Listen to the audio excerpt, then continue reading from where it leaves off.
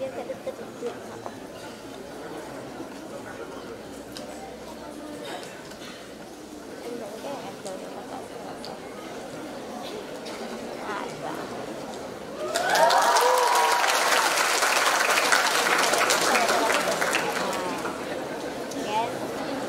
Bapak Rektor dengan singkat ini, Bapak Rektor dipersilakan duduk kembali.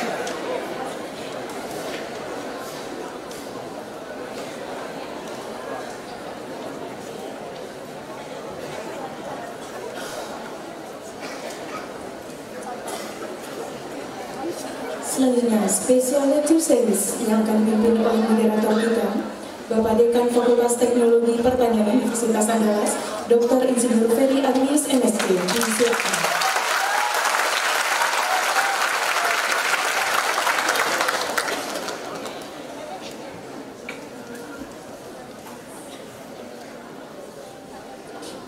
Bismillahirrahmanirrahim.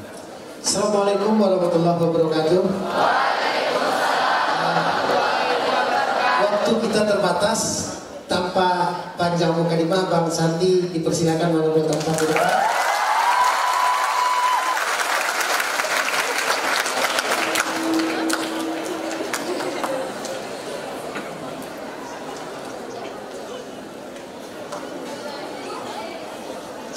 Baik, terima kasih.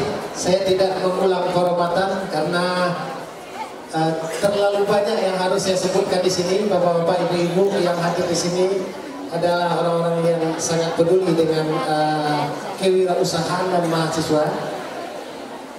Sedikit pengantar sebagai moderator tentu perlu saya sampaikan, Pak Sandi, bahwa kita di Fakultas Teknologi Pertanian, ulang tahun kita yang ke-11 tahun ini, ada kegiatan spesial lecture series.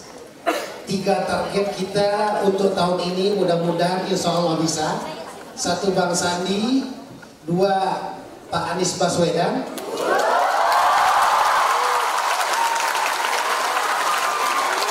dan yang ketiga Bang Erick Thohir. Insya Allah tadi untuk Bang Erick, Pak Sandi sudah siap juga bantu untuk mengkomunikasikan sehingga dia bisa hadir di Convention Hall Universitas.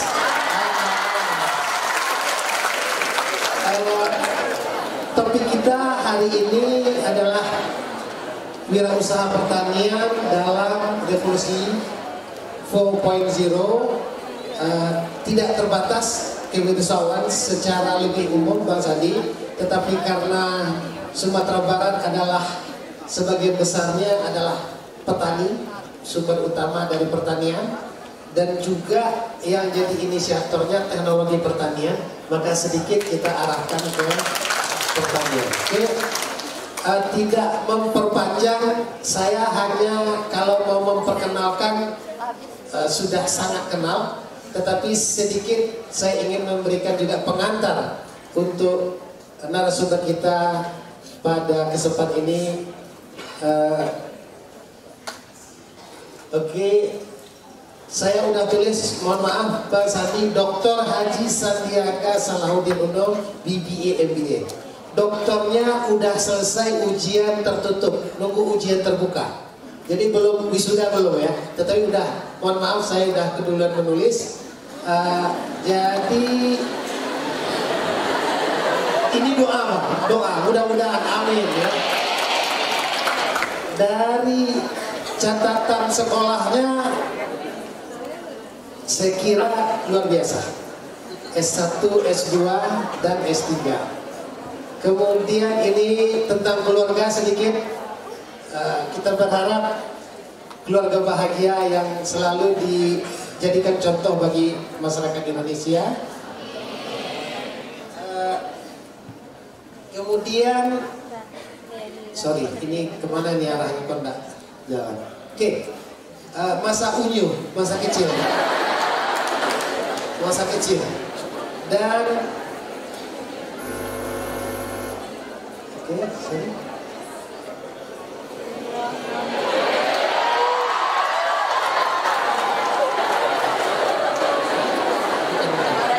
Ini masa remaja. masa remaja. Dan satu hal yang pun tidak banyak diketahui bahwa di masa remaja ini Bang Sandi pernah macet. Mana ini yang tadi? Nah, pernah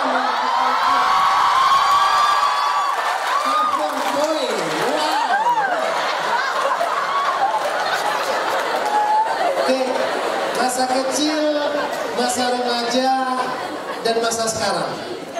Mau tahu nggak gimana Bang Sandi masa tua? Ini. Menurut face up Bang Sandi di masa tua kira-kira seperti ini. Tetapi masa tuanya tetap masih lebih ganteng daripada saya waktu muda. Kemudian soal bisnis, saya rasa sudah banyak ini tidak terhitung. Bahkan beliau ini termasuk dalam kelompok the most richest man in Indonesia. Hobi luar biasa musik, ya sering manggung. Nah ini dengan Via Valen ya mas ya.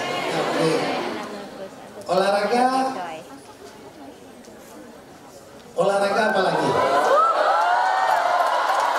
Main basket, renang, catur juga, mikirnya luar biasa. Terakhir mas yang dibawa ingat di mana lari di Bukit Tinggi, diakhiri dengan segelas teh telur. Enggak mas, ingat teh telur di Pical Sikai. Sekarang aktif OKOC selain dari berbagai organisasi yang lain. Nah, ini sedikit saya sampaikan, ada beberapa quotes ya dari Bang Sandi yang untuk memotivasi kita semua. Jika kita terjatuh, janganlah terus berada di bawah. Jatuh bukan berarti kalah, itu hanya berarti kita harus bangkit dan mencoba lagi. Hati yang selalu bersyukur bukan hanya bagian dari kebaikan yang paling besar, merupakan induk dari segala kebaikan yang lainnya lagi.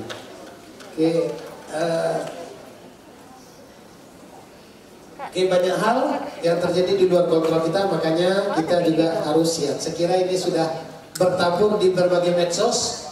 Ini yang mungkin akan menginspirasi bagi kita semua juga. Kepemimpinan adalah tentang berbagi. Ya. Pemimpin yang berhasil adalah ia yang bisa membantu dan menginspirasi banyak orang. Alhamdulillah hari ini Bang Sandi adalah inspirator buat anak muda Indonesia. Perkayalah diri kita baik dengan materi dan rohani, dan bagikan kekayaan kepada orang-orang di sekitar kita. Mudah-mudahan ini terakhir supaya jangan terlalu panjang saya ngambil waktunya Bang Sandi ya. Sekira ini terakhir, anak muda generasi sekarang bisa memanfaatkan teknologi sebagai bisnis. Apalagi generasi ini sangat melek teknologi. Saya meminta kaum muda untuk terus berinovasi. Dari bandara sampai ke Andalas kita diskusi. Sekira tak kurang 10-20 kali Bang Sandi selalu bilang inovasi, inovasi, dan inovasi. Terlalu banyak saya ambil masa nanti ya. Our next president, it's your time.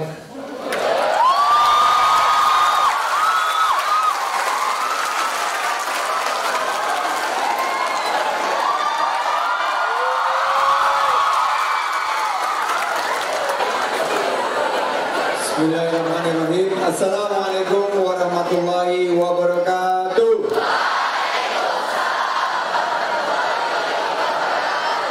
Salam sejahtera bagi kita semua. Masih pada semangat semuanya? Sehat semuanya? Yang di atas di mana suaranya yang di atas? Yang di bawah masa kalah, ayo mana suaranya?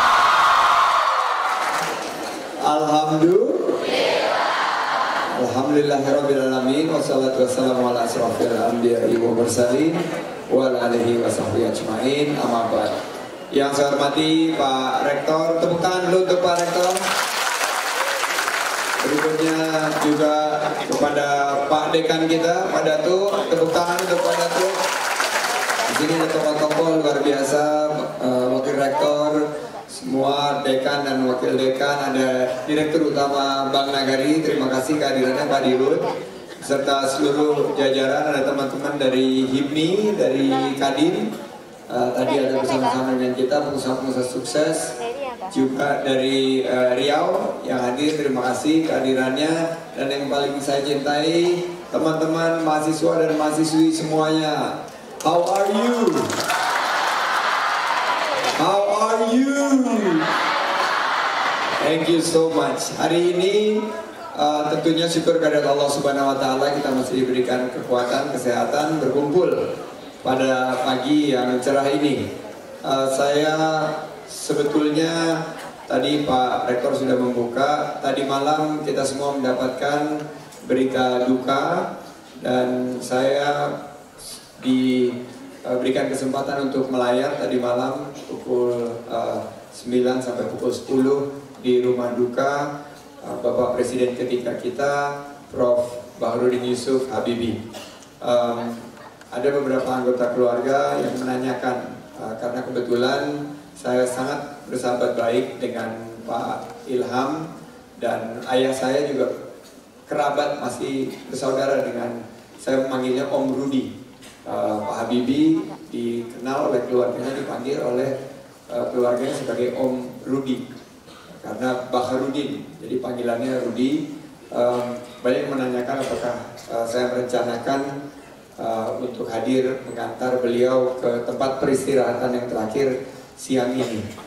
Saya sempat berpikir lama, tapi saya menempatkan posisi saya kepada posisi Pak Habibie. Jika saya tanya Pak Habibie, apakah saya bisa mendahulukan kehadiran di prosesi pemakaman atau bersama dengan ratusan mungkin ribuan anak-anak muda calon generasi penerus bangsa, pasti dia akan menyuruh saya untuk tetap hadir hari ini. Karena itu saya putuskan tengah malam bahwa saya tetap berangkat ke Padang dan alhamdulillah hari ini mendapat sambutan dari Pak Rektor dan sambutan dari anak-anakku online semua. Itu Pak Rektor, nyalonnya sih nyalon wakil presiden, jadinya papa online. Tapi kita sambut, terima kasih dan selamat berhari milad yang ke-11 untuk Fakultas Teknik Pertanian. Mana suaranya nih? Ada dari fakultas lain, ekonomi, mana suaranya? 8 orang. Fakultas Hukum, mana Fakultas Hukum? 11. Fakultas Ilmu Budaya 6 orang. Mana lagi yang mau disapa?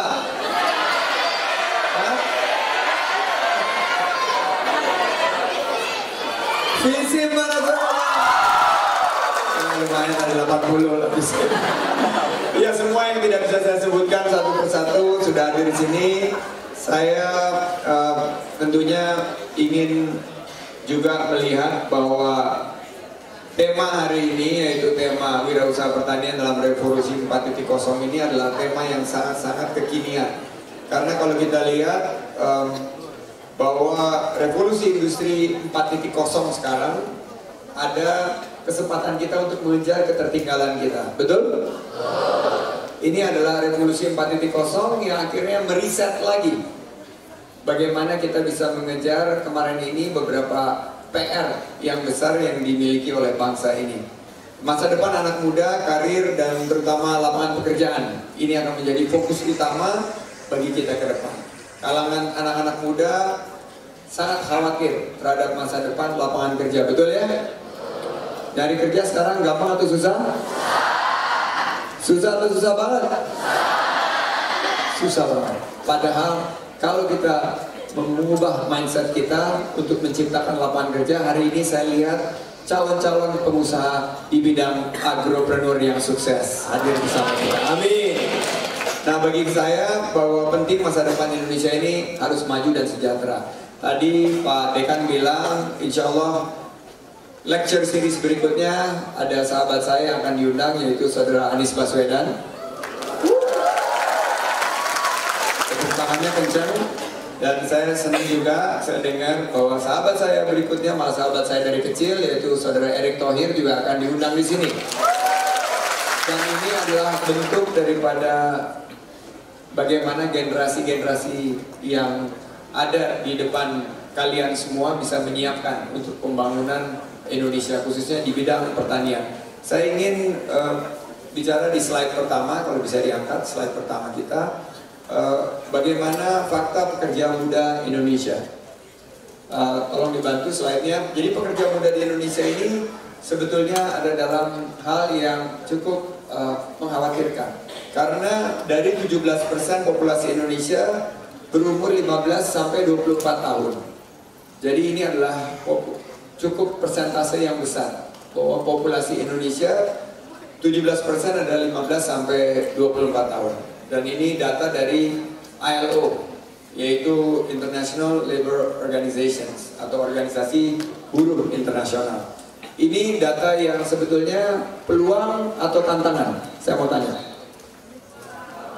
Peluang atau tantangan?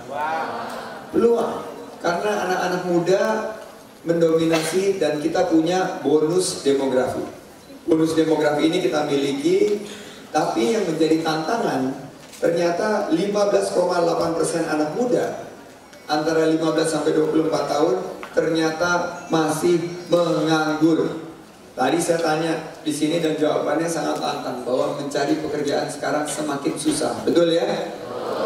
Dan ini kalau dibandingkan dengan angka-angka dunia, kita cukup dikategorikan sebagai angka yang tinggi. Jadi pengangguran ini menjadi isu nasional, dan mulai dari pengangguran timbullah permasalahan-permasalahan sosial yang lain. Masalah kesenjangan, ketimpangan, masalah belum adanya kesejahteraan yang merata, masalah kemiskinan. Dan ini yang menjadi PR kita ke depan. Jadi saya ingin menitipkan pesan bahwa tadi saya mau tanya, bagian daripada 15,8% menganggur ini adalah yang mengaku ini sebagai peluang. Coba angkat tangan. Angkat tangan yang peluang. Bahwa ini adalah peluang kita. Coba angkat tangan. Sekitar 40-50% yang menganggap ini sebagai tantangan. Coba angkat tangan. Sekitar 15%. Yang gak punya pendapat coba angkat tangan. 8 orang. Jadi ini adalah sebuah peluang. Nah, ini harus kita mampu untuk hadirkan sebuah solusi. Nah, salah satu solusinya adalah bagaimana caranya teman-teman IT mengangkat slide ini. Kelihatannya kita menciptakan rumah siap kerja. Ini rumah siap kerja kita juga persiapkan untuk pekerja-pekerja bidang IT ya. Dan saya sebetulnya juga butuh pekerjaan. Karena kemarin ini setelah nyapres saya sekarang nganggur sebetulnya. Tapi terima kasih masyarakat Sumatera Barat yang banyak memberikan pilihan kepada kita. Kalau lebih banyak Sumatera Barat di seluruh Indonesia, insya Allah ceritanya bisa lain. Tapi yang sudah, ya sudahlah, betul? Nggak boleh juniper ya Pak Rektor ya, juniper. Tahu nggak artinya juniper, Pak Dekan? Sembari nunggu slide ini, juniper itu untuk anak-anak muda kalau mau sukses, mau tahu caranya harus tidak boleh juniper, bukan jeruk nipis peres ya ini ya. Juniper itu tidak boleh, mau sukses itu tidak boleh julid ya, junya tidak boleh julid ya, tidak boleh julid. Kita harus melihat tatapan mata kita ke depan, selalu melihat hal dari sisi positif. Ni-nya adalah tidak boleh nyinyir ya, tidak boleh nyinyir. Kalau ada suatu berita dilihat dari sisi positif. Kalau kita mendapatkan broadcast pertama kali, kalau halnya itu sesuai dengan pendapat kita tapi belum tentu otentik beritanya, belum tentu bisa memberikan pertambahan nilai, belum tentu bisa menyenangkan orang lain, lebih baik tidak di rebroadcast. Jadi itu selalu pesan saya, bahwa kita sebelum sharing harus saring dulu. Nah itu adalah nyinyir. Dan terakhir pernya adalah paling atas, yaitu tidak boleh baperan. Nah saya selalu mengingatkan juga, terutama politisi-politisi ini baru kelar kontestasi demokrasi. Ada yang terpilih, ada yang tidak terpilih. Jangan baperan, karena kita memberikan satu semangat pembaruan untuk Indonesia. Perubahan untuk Indonesia tidak perlu dilakukan oleh orang-orang yang terpilih saja, tapi bisa dilakukan oleh orang-orang yang tidak terpilih dengan terus berkarya, dengan berada di luar pemerintahan. Betul? Mari kita berdoa dengan posisi kita masing-masing, kita terus berkontribusi untuk bangsa dan negara. Jadi data-datanya di sini ada 264.000 pekerja migran. Saya mau tanya, TKI yang kita kirim ini merupakan peluang atau tantangan? Tantangan. Bahwa hampir 50% lebih menyatakan bahwa ini tantangan. Berarti mencari kerja di Indonesia susah buat para tenaga kerja kita, sehingga mereka mencari tenaga kerja di luar negeri. Dan 35% dari kalangan milenial mendominasi pekerja migran yang dikirim ke luar negeri. Berarti kita tidak mampu untuk menyediakan lapangan kerja bagi anak-anak milenial kita. Nah, ini sebetulnya sekarang saya mengubah mindset. It's a borderless world sekarang. Tidak ada lagi batas-batas. Sekat-sekat itu sudah tidak ada yang bisa kita jadikan sebagai batas kita untuk mencari kesejahteraan ekonomi. Kita harus melihat justru sebagai peluang. Tenaga kerja migran ini harus sebagai peluang. Banyak tadi saya bicara sama Pak Dekan, bahwa negara-negara lain yang menginginkan tenaga kerja Indonesia di luar negeri. Bukan hanya tenaga kerja yang ada di kategori menengah-menengah ke bawah, tapi juga yang menengah dan menengah ke atas. Banker dari Indonesia dibutuhkan di luar negeri. Perawat dari Indonesia dibutuhkan di luar negeri.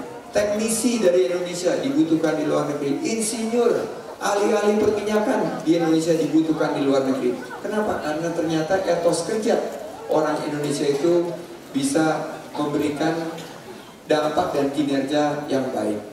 Negeri ini subur, betul? Negeri ini kaya raya, betul? Tanahnya sangat betul-betul melimpah, betul?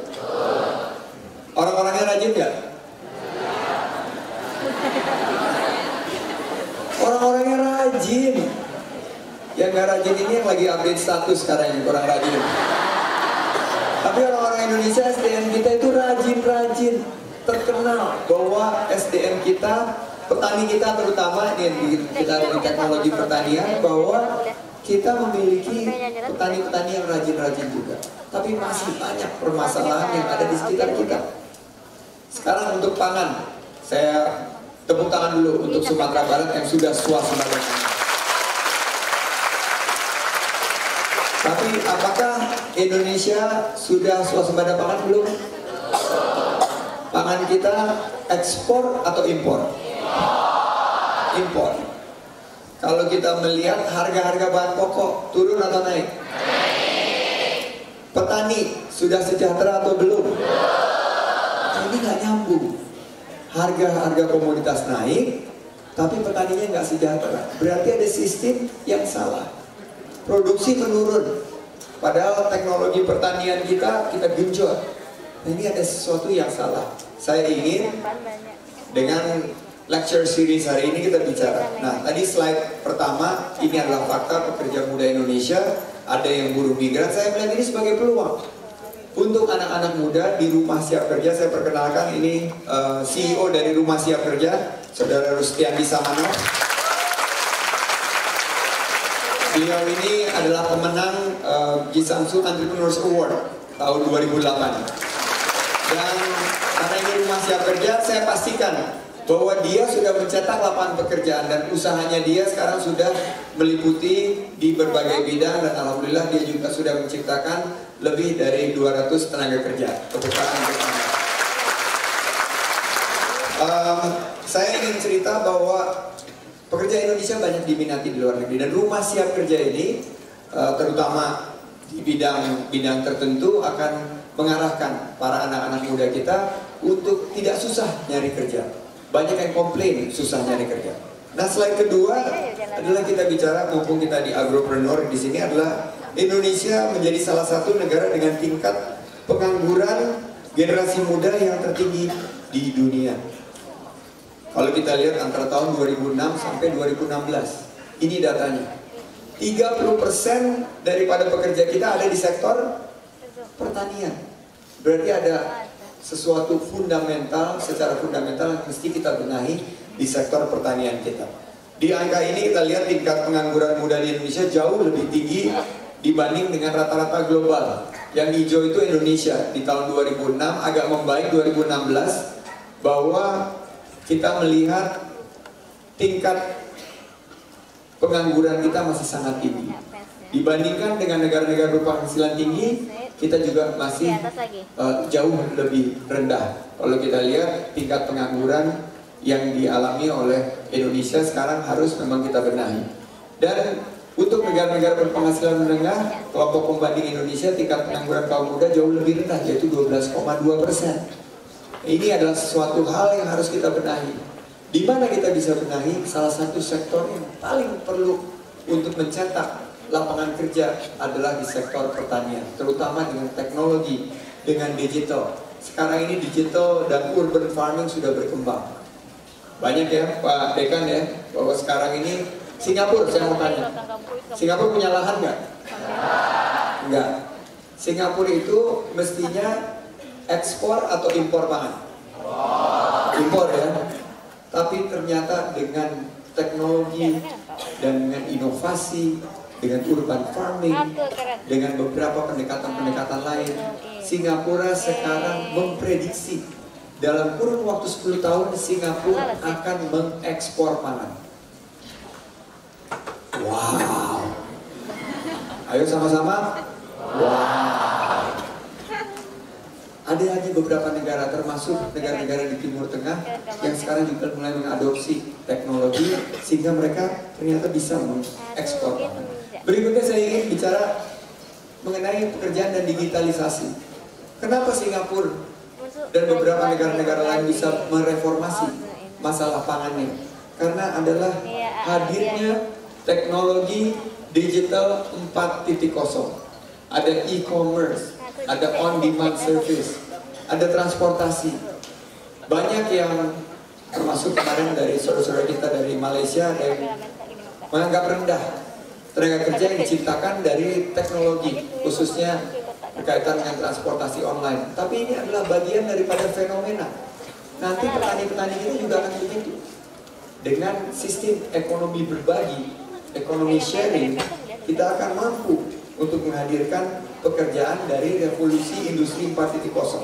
Banyak yang khawatir bahwa revolusi industri 4.0 itu akan mengambil banyak sekali pekerjaan dengan adanya mekanisasi, dengan adanya robotics, dengan adanya artificial intelligence.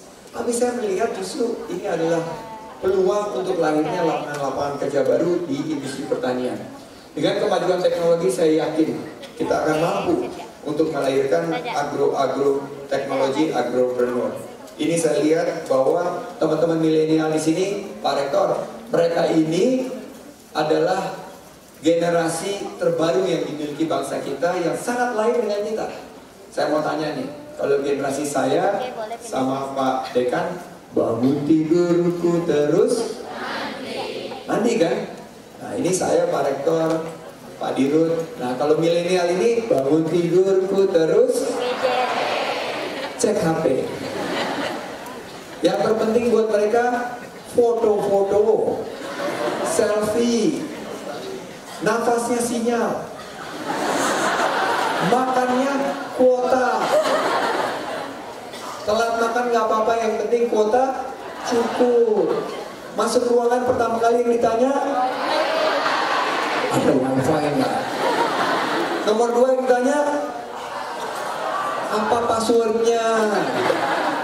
Ini adalah merupakan milenial yang lahir dengan teknologi ada di sisi mereka sendiri.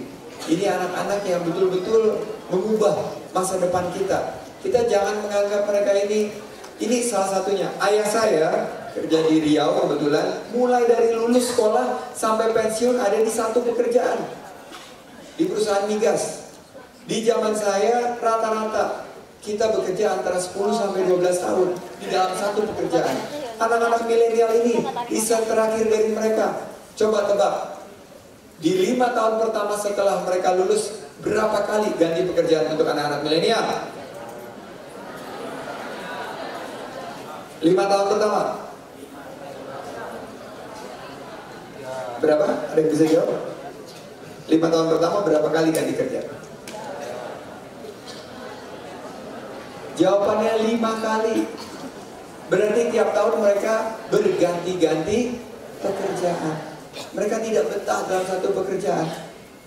Kalau ditanya yang terpenting dalam pekerjaannya mereka, di apa?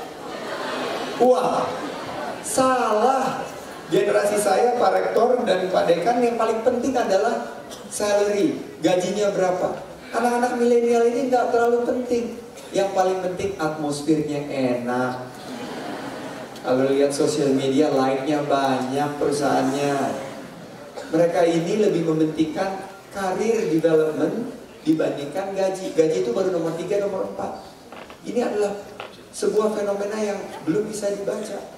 Generasi ini adalah generasi yang akan mengalami begitu banyak perubahan. Di dalam generasi ini mereka akan melihat driverless car. Mobil jalan-jalan sendiri, tidak ada supirnya. Bisa jalan-jalan sendiri. Teknologi ini akan mengantarkan kita ribut dengan harga BBM naik. Dan di anak-anak milenial ini dalam 10 tahun mereka nggak akan sibuk lagi BBM naik atau tidak, karena semuanya electric car, charge. Permasalahan baru muncul, listrik di sini harganya turun atau naik? Listrik tersedia secara bagus, apa masih banyak yang biarpet? Masih banyak di wilayah Indonesia yang biarpet. Nah, ini adalah teknologi yang berubah. Kita harus melihat ini. Tadi kita bicara mengenai urban farming, mengenai digital farming. Nah, saya lihat bahwa pekerjaan dan digitalisasi ini akan menghadirkan agroindustri dan agrowisata. Nah, slide berikutnya adalah tantangan pemuda. Bahwa pemuda, ini slide sebelumnya ya, tolong dikembalikan ke slide sebelumnya. Bahwa persepsi pemuda tentang dampak perubahan teknologi adalah bahwa di negara-negara berkembang kaum muda sepakat bahwa teknologi akan semakin mempersulit lapangan kerja, padahal kenyataannya adalah justru membuka peluang untuk lapangan kerja. Kalau kita lihat juga adanya ketidakpastian dari lapangan kerja tersebut. Saya tadi tanya di awal, nyari kerja gampang atau susah? Semua jawabannya susah. Generasi muda Indonesia juga semakin banyak di pekerjaan dalam pekerjaan yang belum terstandar, pekerjaan yang informal, gig economy. Tapi ke depan jenis pekerjaan itu adalah seperti itu. Pagi mungkin mereka menjadi agro entrepreneur. Siang mereka mungkin kerja menjual tiket di Traveloka. Sore mereka kemungkinan menjadi pelatih futsal. Malam mereka masih bekerja, ada yang bisa bekerja sebagai pemusik, ada yang jadi DJ, ada yang kerja di restoran dan lain sebagainya. Ini yang disebut sebagai gig economy. Anak-anak muda ke depan bukan lagi kerja di satu pekerjaan. Mereka akan bekerja di 2 sampai 3 pekerjaan. Ini yang harus kita lihat dari segi teknologi pertanian. Bahwa pagi-pagi mungkin mereka bisa bertani. Mereka bisa di bidang pertanian, tapi ke depannya mereka akan terlibat dalam kegiatan-kegiatan lain. Dan ini yang kita sebut sebagai multitasking. Di zaman kami, saya dan Pak Dekan, Pak Rektor, orang kerja di satu kantor mulai jam 9 sampai jam 5. Sekarang dengan adanya teknologi ini akan berubah secara drastis ke depan. Saya yakin anak-anak muda ini akan menjadi generasi emas yang insya Allah akan membawa Indonesia menuju kesuksesan. Amin. Nah, karena ada tantangan seperti ini, saya lihat bahwa next slide kita bicara mengenai pengangguran di Indonesia. bahwa perusahaan Indonesia mulai berinvestasi pada robot untuk menggantikan pekerjaan manusia. Inilah yang menjadi isu-isu pengangguran. Sekitar 60% dari pekerjaan tetap di Indonesia akan beresiko untuk diganti dengan robot maupun komputer, artificial intelligence, Internet of Things. Nah, ini yang harus kita lihat, bahwa ada pekerjaan yang hilang tapi akan pekerjaan yang tumbuh juga. Ada pekerjaan yang tumbuh yang tidak bisa digantikan. Seperti misalnya selama manusia itu ada perut, selama manusia itu dilahirkan dengan mulut dan lidah, mereka akan butuh produk-produk pangan, kuliner. Nah, ini yang tidak akan bisa digantikan oleh robot. Dalam jangka pendek, ekonomisnya Indonesia, saya ingin menghadirkan para pengusaha-pengusaha yang ada di bidang agro ini, menghasilkan kuliner-kuliner yang terbaik buat Indonesia. Namun menariknya, beberapa tahun terakhir ini, penjualan robot industri di Indonesia juga semakin meningkat. Nah, ini adalah sebuah fenomena yang menurut saya, insya Allah generasi Indonesia akan menjadi lebih siap. Slide terakhir, ini tantangan pemuda pengangguran Indonesia masa depan. Isu pengangguran akan menjadi hal yang sangat serius. Ada ketidakpastian, generasi muda semakin banyak, dan adanya peningkatan ekonomi digital. Next slide. Nah, saya ingin hadirkan Rumah Siap Kerja sebagai solusi. Rumah Siap Kerja akan melakukan penelitian tentang pasar dan tenaga kerja kepemudaan. Mereka juga akan mendukung pengembangan kewirausahaan. Siapa ingin jadi pengusaha? Angkat tangan. Wow, semuanya ingin jadi pengusaha. Insya Allah bahwa kita semua yang hadir di sini dibukakan peluangnya untuk menjadi pengusaha-pengusaha yang sukses. Amin. RSK juga bisa untuk mengadopsi strategi yang seimbang untuk membuka lapangan kerja, tapi semua orang tidak bisa ditargetkan. Kalau di Sumatera Barat semuanya darahnya itu adalah darah pengusaha, tapi ada beberapa daerah yang lain belum tentu mereka ini dilahirkan atau memiliki bakat untuk menjadi pengusaha. Kita bisa arahkan untuk mendapatkan lowongan kerja yang sesuai. Ada pelatihannya juga, online dan offline, skills upgrading, dan terakhir platform untuk bertukar pengetahuan dan pelajaran.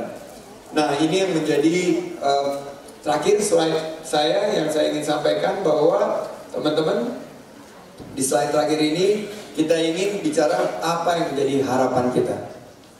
Harapan kita bahwa pekerjaan akan lahir dengan hadirnya pengusaha-pengusaha baru. Saya memulai usaha dari 3 orang karyawan. Saya waktu itu di PHK. Tidak pernah terbayangkan saya ini bisa memulai satu usaha, tapi karena saya secara terpaksa di PHK pada tahun 1997, saya akhirnya memulai usaha saya sebagai konsultan keuangan. Ternyata melalui jatuh bangun tadi, ditolak sampai 15-20 kali, Pak. Saya merasakan bahwa setiap kesuksesan itu harus diawali dengan begitu banyak kegagalan. Hidup ini seperti roda yang berputar. Sekali kita di atas, sekali kita di bawah. Kalau kita di bawah, kita harus banyak bisa bersabar. Jadi konsepnya adalah 2S. Mau menjadi pengusaha sukses, harus punya konsep 2S. Kalau kita lagi di bawah, lagi jatuh, lagi belum tentu kita menghadapi sesuatu hal yang sesuai dengan ekspektasi kita, kuncinya adalah bersabar. Tapi tidak lama lagi, kalau kita di bawah, kita melihat ke atas, roda itu akan berputar. Kita akan merasa di atas. Dan waktu kita di atas, S yang kedua adalah harus bersyukur. Karena ternyata kita mensyukuri nasib kita, kita lihat ada teman-teman kita yang di bawah. Usaha saya yang mulai dari 3 orang karyawan, setelah ada dalam beberapa kali kegagalan, bisa tumbuh berkembang menjadi perusahaan investasi, dan hari ini bisa membuka lapangan kerja bagi 30.000 karyawan di seluruh Indonesia. You can do it. Yes, we can. Jawabannya gitu ya. Siap? You can do it. Kurang kompak. You can do it. Bisa. Saya yakin ada mentornya, teman-teman HIPMI di sini, ada ketua HIPMI Kota Padang, ada mantan ketua umum HIPMI dari Sumatera Barat, Pak Ai ya, hadir di sini juga. Mereka ini bisa menjadi mentor. Saya yakin anak-anak muda kita bisa mampu untuk berkembang, untuk melahirkan sebuah pendekatan baru bahwa ke depan entrepreneurship akan menjadi jalan daripada kemajuan ekonomi Indonesia. Saya melihat dan bertemu banyak sekali anak muda, potensi besar ini dimiliki. Gantunglah mimpi Anda setinggi langit. Dan saya berharap hadirlah pengusaha-pengusaha yang mampu untuk menghadirkan swasembada pangan, menghadirkan teknologi yang lebih baik, dan Indonesia insya Allah menjadi negara yang adil, makmur, baldatun, thayyibatun, warabun, ghafur. Dan saya berharap anak-anak ini hadir di sini dengan penuh semangat untuk kemajuan Indonesia. Terakhir saya ingin mengutip pesan dari almarhum Presiden Habibie. Kita kehilangan tokoh bangsa, bapak demokrasi kita. Kita tidak akan kenal kebebasan demokrasi kalau Pak Habibie tidak berbesar hati untuk mengubah pasca reformasi kita menjadi negara yang jauh lebih demokratis. Bapak ilmu pengetahuan dan teknologi kita, IPTEK, tapi dia tidak berhenti di IPTEK. Dia sandingkan IPTEK dengan INTAK, yaitu iman dan takwa. Bapak Presiden Habibie sudah menjadi inspirasi kita. Saya ingin mengutip beberapa pesan dari beliau. Presiden Habibie selalu menekankan aspek manusianya. Jadi beliau menyatakan bahwa yang dibangun itu adalah manusia dalam pengembangan dan penerapan teknologi. Waktu Pak Habibie membangun industri kedirgantaraan, membangun pabrik pesawat Nurtanio terus menjadi IPTN, yang pertama dilakukan adalah mendidik manusianya. Kakak saya adalah salah satu yang dikirimkan ke luar negeri. Jadi jangan hanya kita membangun infrastruktur tanpa membangun manusianya.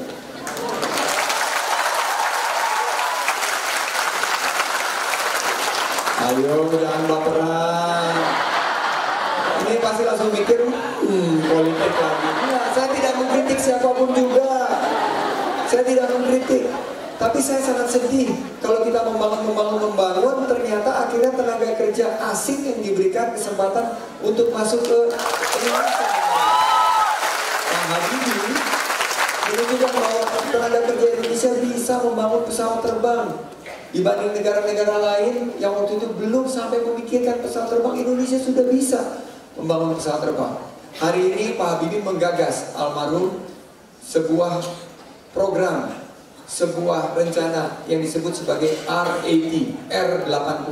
Ini adalah prototipe yang kebetulan saya juga diajak untuk bekerja sama dengan tim dari Pak Habibie dan Pak Ilham. Insya Allah sebagai bentuk daripada kecintaan kita kepada Pak Habibie, mari bersama-sama kita wujudkan pesawat R80 ini untuk mengudara di angkasa Indonesia dan dunia.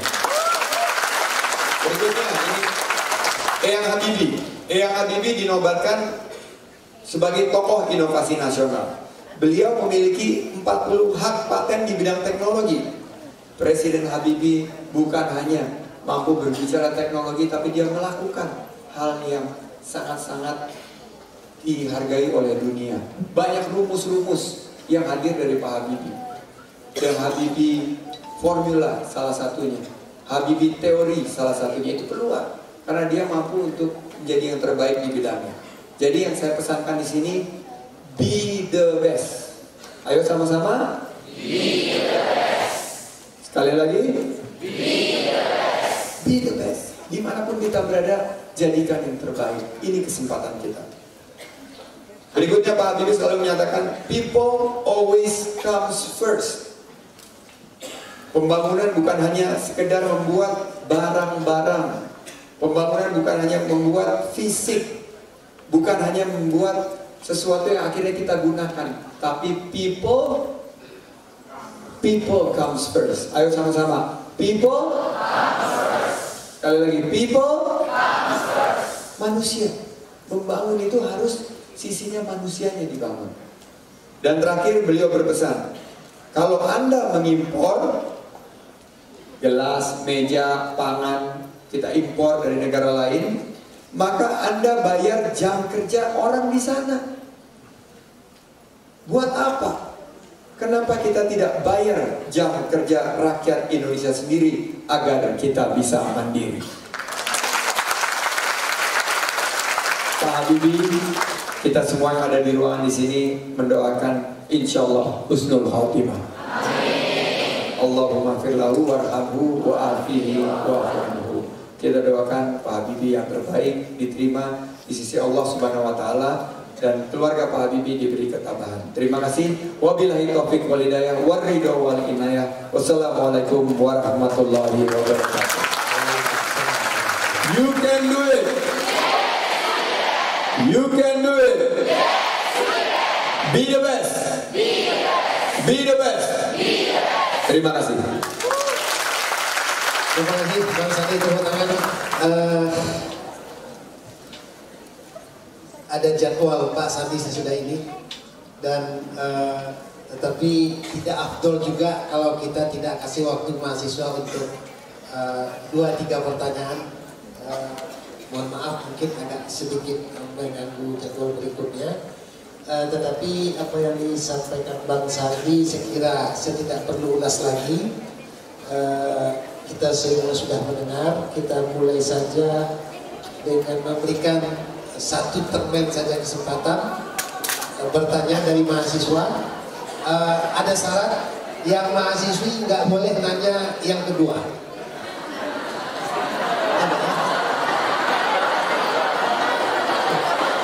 Oke, nggak boleh nanya itu, ya. Tanya yang lain saja. Oke, tadi silakan mic-nya tolong diinikan ke depan dulu biar leluasa panitia. Ini terlalu banyak.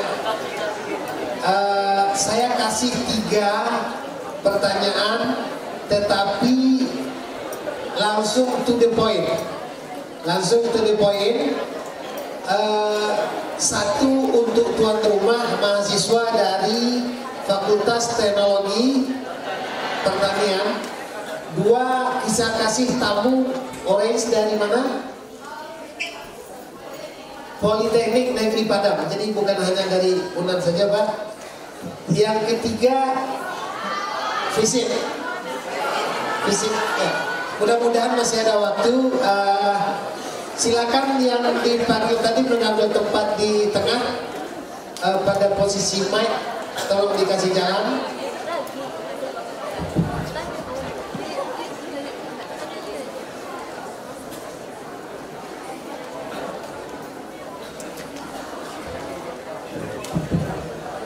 Silakan nanti sebut nama dan dari institusi mana.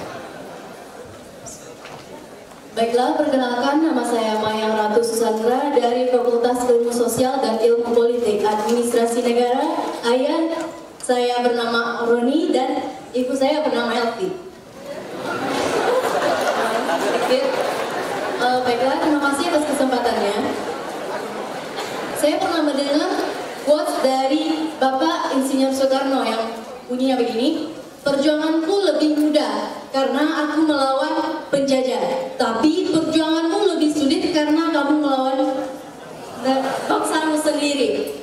Jadi seperti quotes barusan, saya ingin bertanya kepada Bapak Sandiaga Salahuddin, bagaimana kiat-kiat kami sebagai kaum milenial bisa menghadapi bangsa sendiri ataupun bisa menghadapi revolusi industri 4.0. Terima kasih. Wassalamualaikum warahmatullahi wabarakatuh. Terima kasih Maya. Next, silakan dari Pendeta. Bismillahirrahmanirrahim. Assalamualaikum warahmatullahi wabarakatuh. Perkenalkan, nama saya Madani Putra, jurusan Teknik Pertanian. Universitas Andalas. Mungkin tidak terlalu grogi. Mungkin saya ingin bertanya. Pernah saya membaca di suatu negara bahwasannya kebijakan pertanian negara tersebut,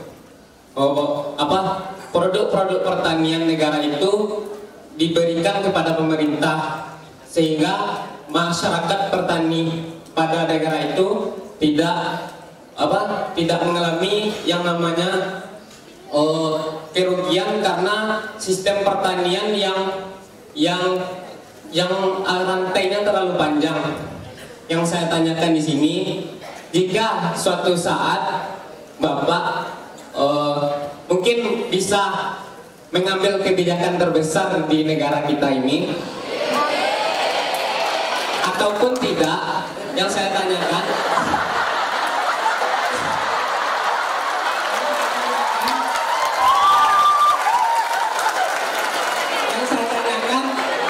kebijakan pertanian seperti apa yang akan Bapak berikan dan akan Bapak berikan kepada negara kita ini agar petani-petani di negara kita ini banyak yang tidak teraniaya.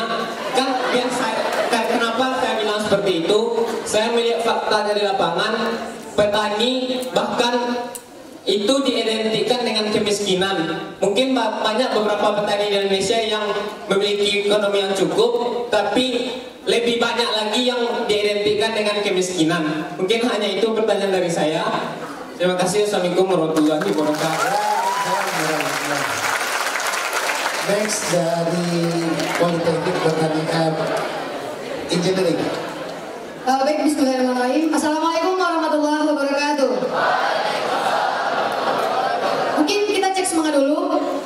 Hidup mahasiswa. Hidup rakyat Indonesia. Baik, Allahumma sholli ala Muhammad wa ala ali Muhammad. Perkenalkan Pak, nama saya Kris Moniras Atamanegara, biasa dipanggil Moni. Saya berasal dari kampus Politeknik Negeri Padang, Tetangga Unan. Nah, di sini saya mungkin terima kasih sekali dengan acara ini, sangat luar biasa gitu. Nah, saya di sini ingin bertanya Pak gitu. Saya jurusan Teknik Sipil. Nah, jadi pertanyaan saya Teknik Sipil, sedangkan kita membahas wirausaha pertanian gitu. Nah, pertanyaannya kan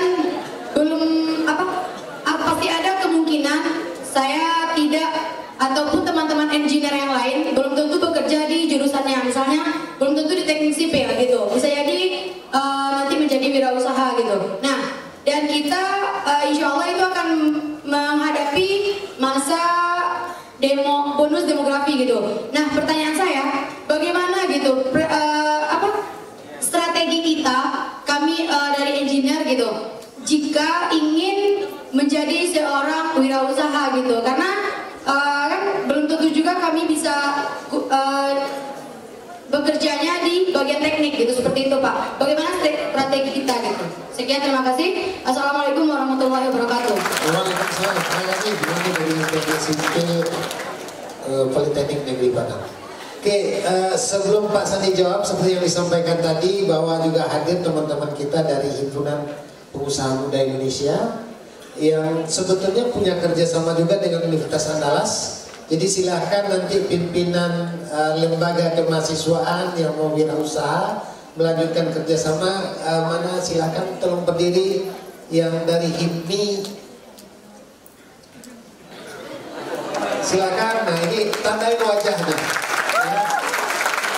Nanti silakan kolaborasi dengan mahasiswa untuk melanjutkan program wirausaha muda yang sudah digagas sebelumnya. Oke, Bang Sandi silahkan, waktu kita agak terbatas, teman-teman di tempat lain mungkin menunggu, silahkan jawab. Tadi waktu di teriakan hidup mahasiswa, saya juga teriak hidup, karena saya masih mahasiswa juga. Belum lulus. Tapi memang begitulah Pak Rektor, kalau dari keluarga akademisi kebetulan ibu saya, kakek saya adalah guru. Jadi pencapaian tertinggi itu walaupun saya menjadi pengusaha, alhamdulillah bisa eksis di level pengusaha nasional, tapi selalu pertanyaan yang selalu ditanyakan kepada saya, kapan selesaikan sekolah? Saya bilang udah selesai sekolah. Ya kan S2 ada S3 lagi. Jadi harus sekarang saya ngambil, tapi insya Allah Pak Dekan tahun depan saya setelah tertunda 2 kali, kena pilgub sekali, terakhir pilpres, saya mungkin bisa fokuskan untuk bisa lulus tahun depan dan kembali lagi ke UNAN untuk ketemu anak-anak muda kita. Jadi hidup mahasiswa. Jadi kalau lagi di luar negeri Pak kan ada diskon buat mahasiswa tuh Pak. Kalau lagi ikut tour, terus Terus kalau beli buku ada diskon mahasiswa Pak. Jadi saya keluarin kartu mahasiswa saya Pak. Ada keuntungannya juga. Bagaimana caranya kita, pertanyaan pertama, agar menyikapi revolusi industri 4.0 dan anak-anak muda kita yang selama ini skeptis melihat kemajuan dan bagaimana digitalisasi ini mengubah ekonomi kita bisa gunakan kesempatan ini menjadi sebuah springboard atau papan loncat kita untuk bisa tampil di kelas dunia. Negeri Indonesia ini akan menjadi negara dengan ekonomi terbesar ke-7 di dunia tahun 2030. 10 tahun lagi kita akan loncat dari ukuran 16 besar dunia per hari ini menjadi 7 besar dunia. Dan di ulang tahun yang ke-100, 2045 Indonesia, kita akan masuk 5 besar ekonomi dunia. Ini adalah sebuah peluang yang sangat besar. Tapi tidak akan terwujud kesejahteraan untuk bangsa kita kalau anak-anak mudanya tidak berkolaborasi. Jadi jawabannya singkat, kolaborasi. Zamannya sekarang bukan hanya kompetisi, tapi anak-anak muda harus berkolaborasi. Jadi ini ada HIPMI di sini, ada Kadin, ada Interial, ada banyak sekali. Kita harus lihat anak-anak muda untuk mampu untuk berkolaborasi. Kita pikir ada perusahaan-perusahaan yang sekarang sangat maju, Gojek, Grab, Tokopedia, Traveloka. Mereka banyak sekali berkolaborasi. Mereka menghadirkan sebuah ekosistem. Rumah siap kerja juga nggak akan bisa maju dan berkembang kalau tidak berkolaborasi. Jawabannya as simple as that. Nah, saya ingin anak-anak muda kita terapkan 3 hal dulu deh, yang paling penting nih. Saya belajar dari Pak Dirut Bank Nagari juga nih. Anak-anak muda ke depan harus rajin berolahraga. Siapa yang tadi pagi memulai kegiatannya dengan berolahraga dulu? Angkat tangan. Hanya 15%. Pak Dirut Bank Nagari menunjukkan bahwa dengan berolahraga rutin kita akan mampu untuk tampil dengan kinerja yang lebih baik. Kenapa? Saya kasih tahu scientifically, secara ilmu pengetahuan, bahwa kalau kita berolahraga non-stop selama 20 sampai 30 menit, yang akan terjadi badan kita akan menghasilkan zat endorfin. Itu yang saya sebut sebagai zat anti baper, zat anti galau. Allah Subhanahu wa Ta'ala menciptakan zat endorfin ini membuat kita secara otomatis badan kita lebih segar, pikiran kita lebih terbuka, dan kita memandang hal-hal di luar kita sebagai hal yang positif dan memiliki pola pandang optimis. Itu yang kita sebut sebagai zat endorfin yang lahir secara natural di badan kita kalau kita berolahraga non-stop antara 20 sampai 30 menit. Bisa itu lari, bisa itu jalan cepat, bisa itu senam, berenang, dan lain sebagainya. Jadi mulai untuk berolahraga. Siap? Kedua, baca buku. Iqra. Baca. A good leader is a good reader. Jarang sekali pemimpin yang sukses kalau tidak baca. Ada beberapa sih, tapi baperan lagi, jangan baper. Semua rata-rata memiliki hobi baca. Saya sama Pak Anies kemarin di DKI kita hadirkan ruang baca di setiap tempat, di pasar, di stasiun MRT. Kenapa? Masa depan anak-anak muda akan ditentukan kalau anak-anak mudanya mampu untuk masuk menjadi generasi literasi, generasi yang bisa membaca. So, baca buku. Jadi pertama, olahraga. Kedua, baca. Ketiga, bersilaturahim, networking, berteman. Tepuk teman yang ada di sebelah kanan kita, coba tepuk.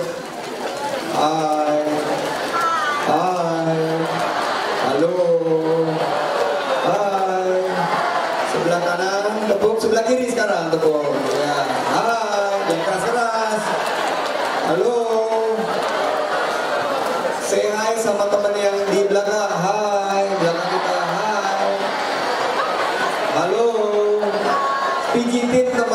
teman kita, tapi sesama jenis ya.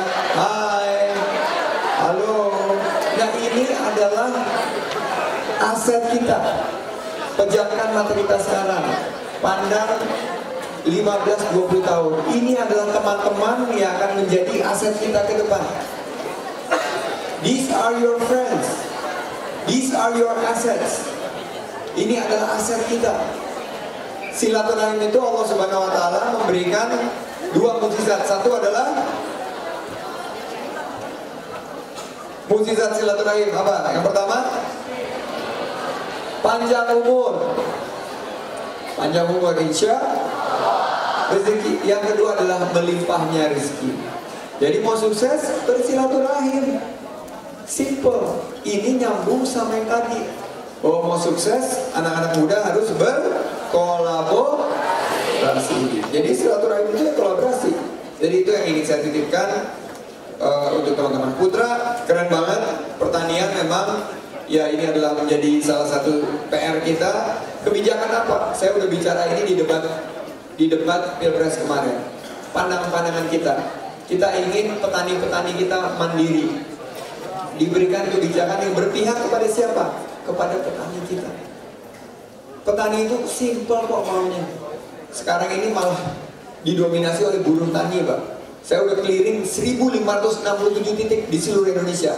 Pecah rekor muri. Belum pernah ada politisi yang datang ke 1567 titik seluruh Indonesia.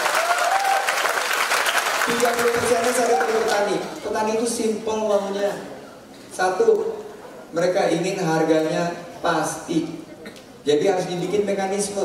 Pemerintah harus menghadirkan mekanisme yang berpihak kepada para petani.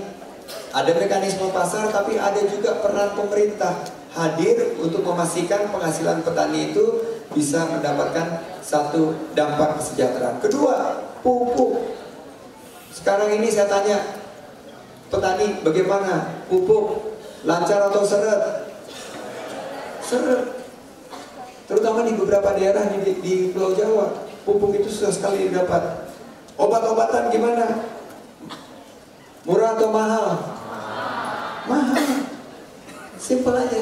Kita harus hadirkan kebijakan-kebijakan yang berpihak kepada petani. Dan setelah panen ada proses untuk kita beli. Saya senang sekali ada kearifan lokal ya kalau di Sumatera Barat. Jadi tidak ada masa panen. Semua sepanjang tahun itu menanam. Dan ada kearifan-kearifan lokal, bibit yang tersedia dan bibit-bibit itu lokal semua, bukan bibit-bibit yang hibrida. Nah ini adalah sebuah terobosan-terobosan yang harus kita gunakan di sistem pertanian kita. Saya akan berpihak kepada petani kita, kepada kebijakan pertanian yang betul-betul mampu untuk menghadirkan swasembada pangan. Saya ingin bangsa ini mandiri, berdiri di atas kaki sendiri, tidak tergantung dengan bangsa-bangsa lain, berteman dengan bangsa lain, tapi memiliki kemampuan untuk setara, duduk sama rata, berdiri sama tinggi. Itu menjadi mimpi saya. Mudah-mudahan tadi disampaikan udah diangkat dulu ya, kalau mendapat kesempatan menjadi kebijakan atau tidak, udah diangkat dulu tuh dijatuhin gitu. Tapi saya senang ini realitas ya, karena seorang pemimpin itu harus siap, karena kekuasaan itu milik Allah. Allah akan berikan kepada siapa yang Allah kehendaki dan akan cabut dari siapa yang Allah kehendaki, betul? Jadi ngapain pusing? Kita hadir dengan niat tulus, ikhlas dan ikhtiar kita untuk pastikan bahwa apa yang kita kerjakan untuk bangsa dan negara. Tepuk tangan untuk kita. Terakhir, tadi pertanyaan terakhir dari ini Noni. Kok hilang pertanyaannya?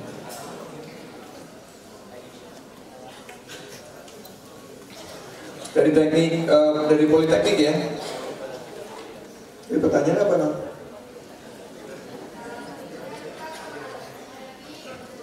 Oh, oke. Oh, ya. Just to make sure kita ingat pertanyaannya. Noni menyatakan bahwa teknik sipil itu belum tentu bekerja di bidang sipil ya. Ayah saya lulusan teknik sipil dari ITB. ternyata dia kerja di bidang perminyakan dan akhirnya selesai dalam karirnya di bidang pemasaran. Nah, kita tidak pernah tahu apa yang akan kita kerjakan setelah kita lulus kuliah. Tapi kuliah ini mengajarkan kita untuk satu, belajar bernetworking, belajar berteman, belajar menyerap ilmu, belajar yang disebut sebagai problem solving skills. Nah, saya selalu menyampaikan bahwa akan ada disrupsi dimanapun kita berada. Hari ini yang berhasil didisrupsi adalah bidang transportasi kita. Perusahaan dengan tidak memiliki mobil satupun, tidak memiliki supir satupun, menjadi perusahaan terbesar di dunia di bidang transportasi. Namanya Uber. Nggak punya mobil satupun juga. Yang mereka miliki hanya teknologi. Perusahaan dengan kapitalisasi pasar terbesar di bidang hospitality, tidak punya kamar hotel satupun juga, tidak punya pegawai di bidang food and beverage maupun receptions, front office satupun juga, namanya Airbnb. Ini adalah disrupsi-disrupsi yang terjadi. Kemarin saya ketemu sama beberapa teman-teman teknik sipil lagi mencoba mendisrupsi ongkos membangun rumah. Sekarang membangun rumah sederhana itu kisarannya antara 100-an juta, tapi ke depan dengan disrupsi dan dengan pola kita untuk mengadopsi teknologi digital, kita mampu menghadirkan rumah sederhana dengan harga yang lebih terjangkau. Saya melihat, insya Allah Noni dan teman-teman teknik sipil, siapkan diri kita, be the best, saya selalu bilang. And you can do it. Jawabannya yes we can. Kita juga bisa juga untuk menjadi wirausaha. Kesempatan ini ada di tangan kita. Teknik sipil, kita membangun gedung, membangun infrastruktur, membangun perumahan, akan selalu dibutuhkan, membangun jalan. Tetapi bagaimana caranya kita hadirkan sebuah inovasi agar hasil daripada pekerjaan kita ini tentunya bisa lebih bermanfaat bagi bangsa kita. Khairun nas anfa'uhum linnas. Manusia yang terbaik mau itu di teknik sipil maupun di teknik pertanian akhirnya memberikan manfaat terbaik bagi kita semua. Terima kasih atas kesempatannya. You can do it. Be the best. Terima kasih. Baik, sebelum ditutup, tolong Mas Andi, fotografer mana? Saya dari tadi pagi hanya menonton orang berfoto dengan Mas Andi.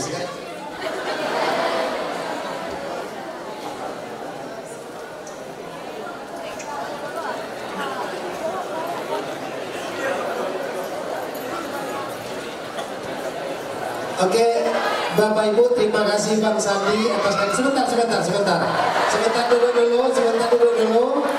sebentar duduk dulu. Mohon maaf Mas, privilege untuk tuan rumah dosen Fateta segera 30 detik dosen Fateta kalau mau foto. 30 detik dosen Fateta kalau mau foto segera.